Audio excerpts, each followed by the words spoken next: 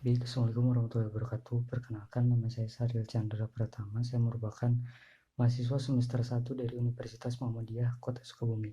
Dan di video ini saya akan mempresentasikan sebuah proyek yang dimana proyek ini merupakan proyek yang ditujukan untuk keperluan UAS dan sekaligus untuk sharing seputar kode pemrograman ini kepada orang-orang yang sedang menggeluti bidang bahasa pemrograman C++. Oke, jadi di sini program yang saya buat merupakan program menebak kalimat ya, atau menebak kata satu persatu dari sebuah kalimat. Jadi ketika kita ditujukan dalam sebuah kalimat atau suatu kata seperti saya, maka saya sebagai user harus menebak kata tersebut dari mulai huruf S, A, J, dan juga A. Oke, baik, sebelum saya menjelaskan tentang baris program, saya akan mencontohkan terlebih dahulu bagaimana cara memainkan game ini.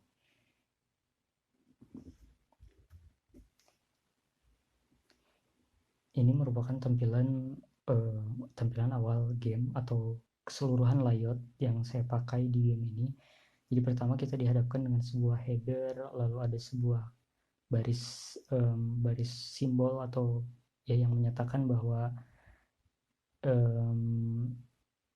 bahwa saat ini status jawaban kita benar atau salah. Nah, yang pertama instruksi yang paling dasar di game ini adalah selamatkan temanmu sebelum dia digantung dengan menebak huruf. Jadi di dalam program ini kita diwajibkan untuk menebak kata yang berada pada baris ini.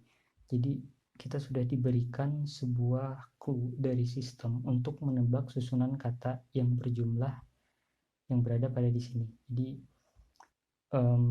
saya contohkan untuk mengisi jawaban dengan benar. Apabila saya mengisi jawaban dengan benar, yaitu huruf S, maka sistem akan memberikan sebuah informasi ke kita bahwa jawaban kita benar. Dan di sini akan ditampilkan jawaban kita yang benar.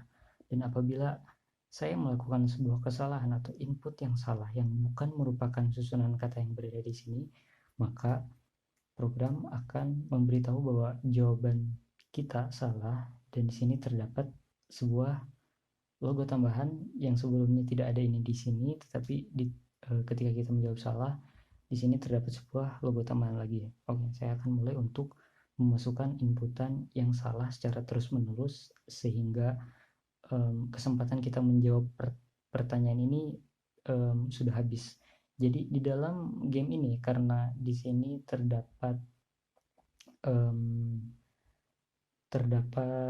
7 kemungkinan, maka daripada itu kata yang kita masukkan itu harus berada pada rank 7 tersebut.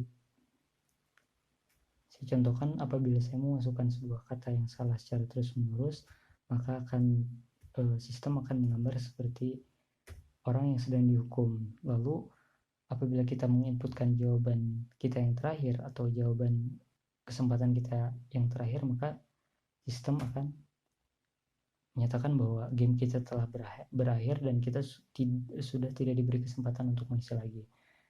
Dan apabila kita menjawab semua jawaban dengan benar,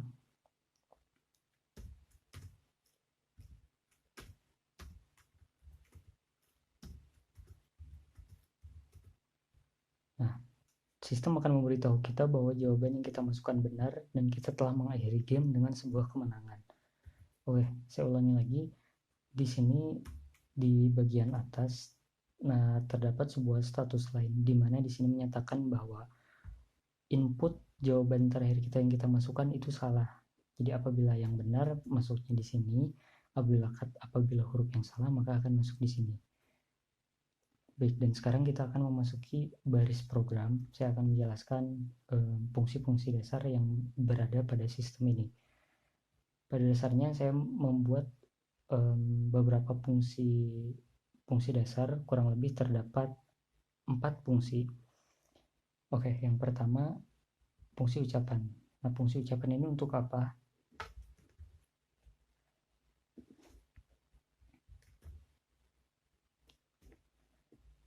Jadi fungsi ucapan ini merupakan bisa kita bilang header untuk ditampilkan sebuah kalimat atau kata-kata di sini.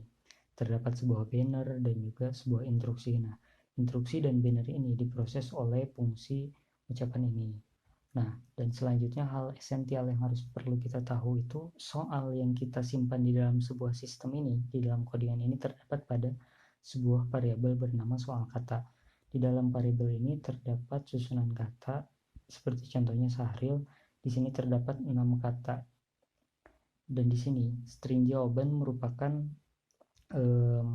hal default yang harus kita masukkan, karena di sini kita memasukkan kata Sahril, maka daripada itu di bawah sini kita harus memasukkan underscore sebanyak 6 buah untuk memberikan sebuah clue kepada si user yang akan menjawab, dan underscore ini akan ditampilkan di sini. Oke, dan fungsi selanjutnya yang akan saya jelaskan adalah fungsi jika gagal. Fungsi ini akan bekerja apabila kita memasukkan sebuah kata yang salah. Seperti contohnya saya memasukkan kata yang salah, maka fungsi ini akan dijalankan. Fungsi ini berjalan secara tersusun berdasarkan kondisi kita. Jika kita salah satu, salahnya hanya satu kata, maka di sini akan ditampilkan hanya kepala saja. Jika tidak salah, maka akan 0. Oke, jika salah satu, maka akan ditampilkan kepala. Lalu dilanjut dengan struktur badan, tangan, seperti itu, dan sampai pada jawaban terakhir yaitu ini final daripada simbol yang dibuat. Nah, dan untuk baris kata yang ada di sini, jawaban terakhir yang kamu salah itu diproses oleh sebuah fungsi yang bernama status jawaban. Di dalam fungsi ini kita mengidentifikasi dari jawaban yang kita masukkan benar atau salah gitu.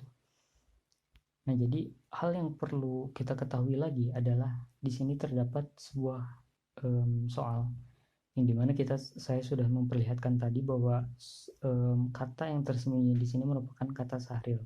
Jadi apabila kita memasukkan huruf H maupun L, jawaban tersebut akan dianggap benar walaupun kata tersebut merupakan susunan kata yang acak. Tapi itu akan dianggap benar oleh sistem. Karena pada dasarnya kita boleh menebak susunan kata yang berada pada di sini. Mau dimulai dari angka pertama, kedua, ketiga, selagi kata tersebut merupakan bagian daripada kata yang ada di sini. Oke, selanjutnya sebagian fungsi, sebagian kondisi-kondisi saya buat di dalam fungsi di dalam fungsi main itu sendiri untuk fleksibilitas yang lebih mudah dan cepat. Jadi saya menggunakan juga sebuah perulangan dari mulai while, for juga. Nah, jadi untuk proses-proses seperti input jawaban dan lain berbagai macamnya saya masukkan di dalam fungsi main, kemudian diproses dengan sebuah fungsi secondary, yaitu fungsi-fungsi yang saya simpan berada tepat pada di atas in main ini.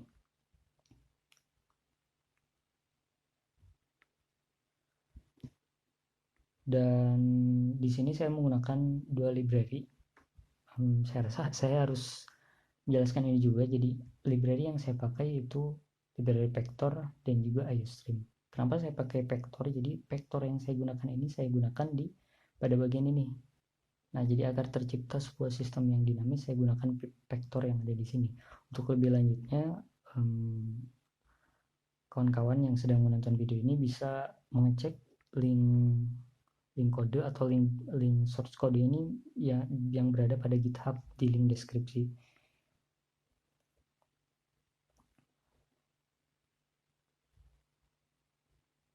Dan fungsi yang paling terakhir yaitu ketika kita kehabisan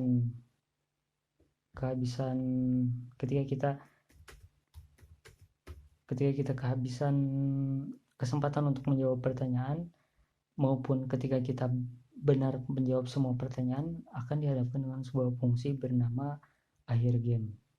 Nah, jadi di fungsi akhir game ini terdapat dua kondisi ya, sebagaimana yang tadi kita praktekkan. Yang pertama kondisi ketika kita berhasil menyelamatkan teman kita, dan kondisi kedua ketika teman kita tidak berhasil kita selamatkan gitu.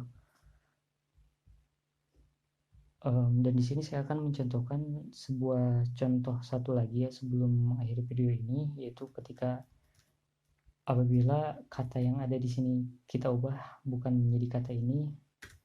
Sebagai contohnya kita akan menggunakan kata bersusun, susunan itu yaitu ASD FGH.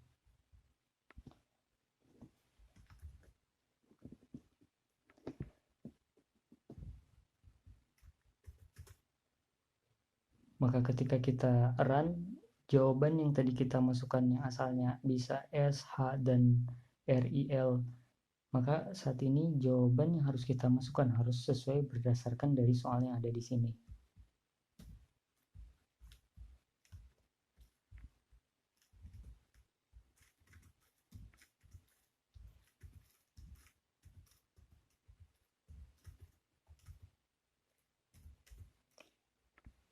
Baik, saya rasa cukup sampai di sini penjelasan saya mengenai fungsi-fungsi dasar serta beberapa sintaks yang berada pada source code yang saya buat.